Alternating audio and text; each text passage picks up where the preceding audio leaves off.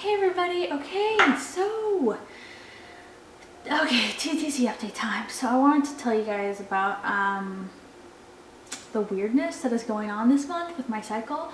So when you have cycles, it is possible for your body to gear up to ovulate, and then because of stress or sicknesses or something, your body just pulls back and it doesn't ovulate.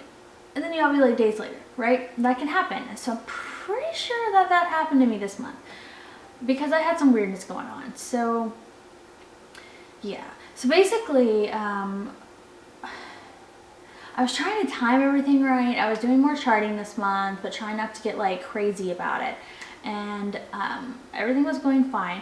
We decided kind of last minute, right before my birthday, that we were going to go see and take the kids to see my grandma, their great grandma.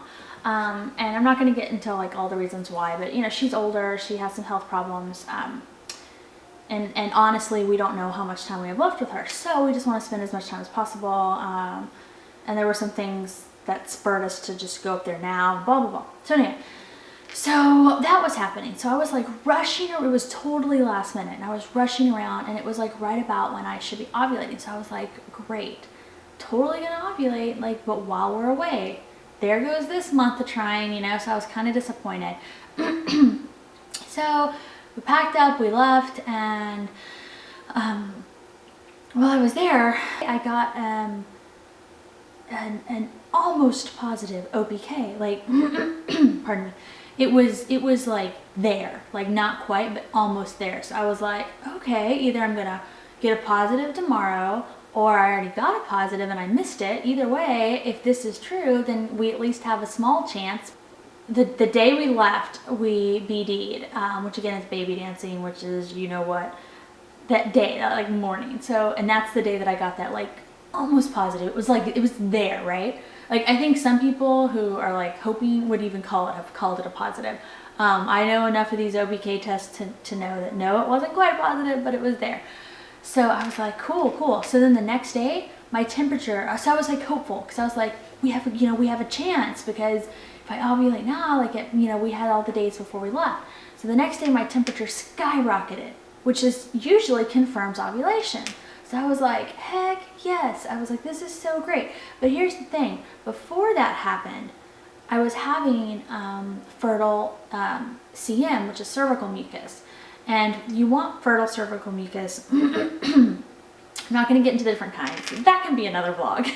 But you want fertile cervical mucus because a woman's body, the fluid will change and it becomes more receptive and more of a protective, encouraging environment for a sperm to travel in to get to your egg, which is the whole point of this thing.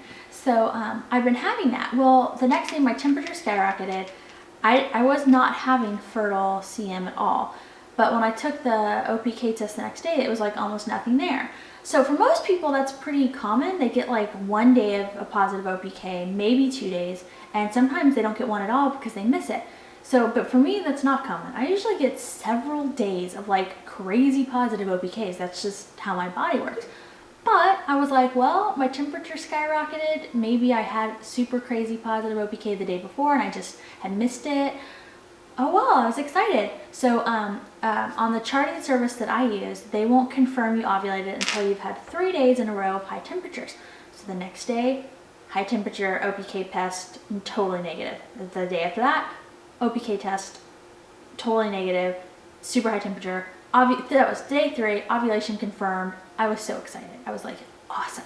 Because we were, that meant we had a pretty good chance. It meant I ovulated that day that I left, and like we had done our thing, like we had a good chance, right? So I was pretty excited. But then we were gone for like 4 days or something. So then like that 4th day, I guess it was, like the last day we were there, let's see, Thursday, Friday, Saturday, Sunday, yeah, the last day we were there, my OPK looked a little darker, and I was like, that's weird, and my temperature had dropped. So I was like, what? Why did my temperature drop below my cover line? That's weird. Usually, you usually will stay above your cover line until you get your period. But occasionally when you're pregnant, it'll dip down below your cover line and then pop back up.